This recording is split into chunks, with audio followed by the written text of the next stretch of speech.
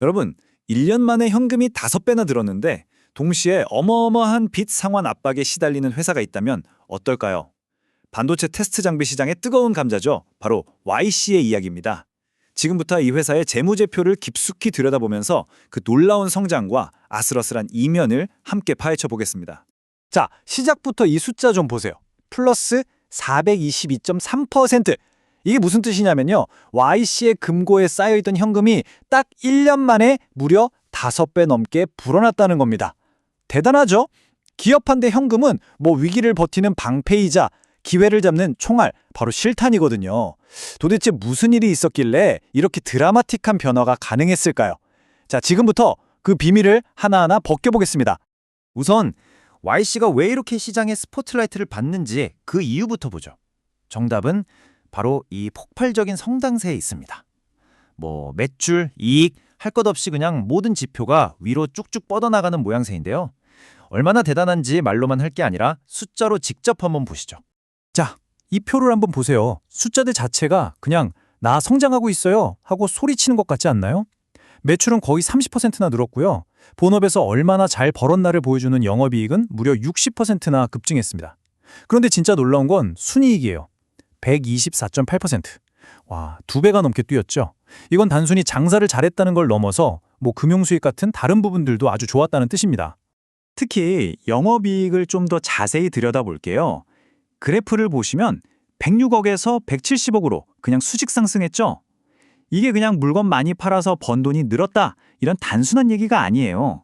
훨씬 중요한 의미가 있는데 그건 바로 회사의 체질 자체가 강해졌다는 신호라는 겁니다. 뭐랄까, 같은 걸 팔아도 더 이윤을 많이 남겼거나 아니면 원가 관리를 기가 막히게 했다는 아주 강력한 증거죠. 근데 여러분, 장부에 찍힌 이익이 전부라고 생각하면 큰 오산입니다. 혹시 흑자도산이라는 말 들어보셨어요? 장부상으로는 분명 이익인데 당장 쓸 돈이 없어서 망하는 경우거든요. 그래서 진짜 중요한 건 바로 영업활동 현금 흐름. 그러니까 실제로 회사 통장에 돈이 얼마나 들어왔냐는 거예요. 이게 바로 회사의 피가 얼마나 잘 도는지 보여주는 진짜 건강검진표 같은 거죠. 그리고 바로 이 현금 흐름에서 YC가 진짜 한 편의 드라마를 썼습니다. 보세요. 불과 1년 전만 해도 236억 원이나 되는 현금이 회사 밖으로 줄줄 새고 있었거든요. 그런데 지금은 어떠냐? 무려 412억 원의 현금을 벌어들이는 회사로 완전히 탈바꿈했습니다. 이건 돈 새는 구멍은 꽉 막고 돈 버는 엔진은 최대로 돌리기 시작했다는 아주 확실한 신호 아니겠어요? 자, 이렇게 돈도 잘 벌겠다. 현금도 넉넉히 쌓았겠다. 겉으로 보기엔 정말 난공불락의 현금 요새를 지은 것처럼 보입니다. 그런데 말이죠. 과연 그 성벽이 정말 튼튼할까요? 혹시 빚은 없는지, 갑작스러운 공격에 버틸 체력은 되는지 지금부터 그 요새의 방어력을 한번 꼼꼼히 뜯어보겠습니다. 핵심은 딱 2가지입니다. 빚이 얼마나 무거운지, 그리고 비상금은 얼마나 넉넉한지. 보시면 빚의 비중을 보여주는 부채 비율은 38%에서 27%로 싹 줄었고요. 반대로 단기 지급 능력을 보여주는 유동 비율은 258%에서 무려 374%로 껑충 뛰었습니다. 한마디로 군살은 쏙 빼고 근육만 키운 거죠. 아주 건강하고 안정적인 재무 상태가 됐다는 뜻입니다. 그리고 이 모든 긍정적인 변화들이 모여서 만들어낸 결과물이 바로 이 숫자 982억 원입니다. 열심히 번 돈, 잘 관리한 현금이 차곡차곡 쌓여서 1년 전보다 5배나 많은 현금이라는 실탄을 꽉 채워놓은 거죠.